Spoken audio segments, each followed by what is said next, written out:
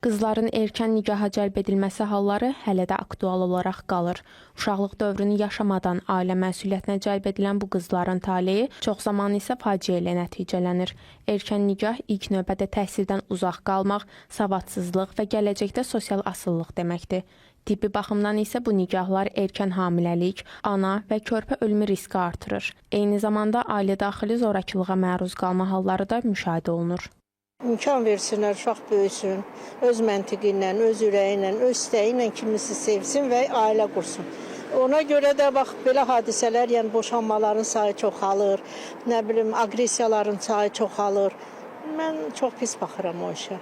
Hesab edirəm ki, həm fizioloji baxımdan, həm mənəvi baxımdan, həm ailədə o qız uşaqlarının getdiyi, qurduğu ailədə möhkəmlik və davamlılıq baxımından mənfi haldır. Belə hallara yol vermək olmaz. Burada valideynlərin məsuliyyətini artırmaq lazımdır bir mənalı şəkildə. Mənfi baxıram bunlara və olmamalıdır. Heç bir zaman olmamalıdır. Bunların qarşısı alınmalıdır.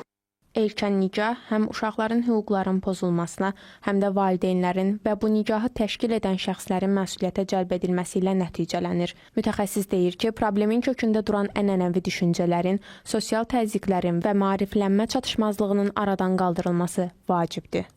Məcbur nigaha məcbur edilən şəxs yetkin yaşa çatmayan şəxsdirsə, demək, məcbur edilən şəxslər barəsində 3000-dən 4000 manata qədər cərimə və yaxud da ki, 4 ilə qədər azadlıqda məhrum etmə cəzası nəzərdə tutulmuşdur.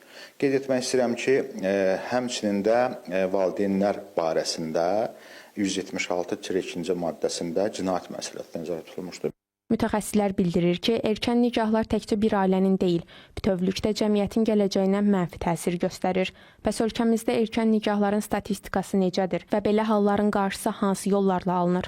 Ailə, Qadın və Uşaq Problemləri üzrə Dövlət Komitəsindən verilən məlumata görə, uşaq evliliyi ilə bağlı siqnallar daxil olduqda, komitənin tabeliyində olan mərkəzlərin, yerli icra hakimiyyətlərinin və polisin iştirakı ilə ailələrə səfərlər təşkil olunur. Qanunvericilikdə nəzərdə tutulan məsuliyyət izah edilir. Rəsmi statistikaya görə görülən işlərin nəticəsi kimi, əvvəlki illərlə müqayisədə erkən evliliklərin və 18 yaşadək ana tərəfindən doğulan uşaqların sayı azalıb.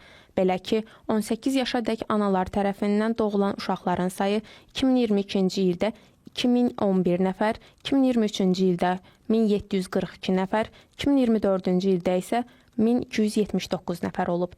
Bəs erkən nigahların cəmiyyətə uzun müddətli təsiri nələrdir? Səbəb sadəcə adət-ənənədir. Yəni, keçmişdən belə olub bəzi ailələrdə, bəzi bölgələrdə. İndi də o ənənə davam edir.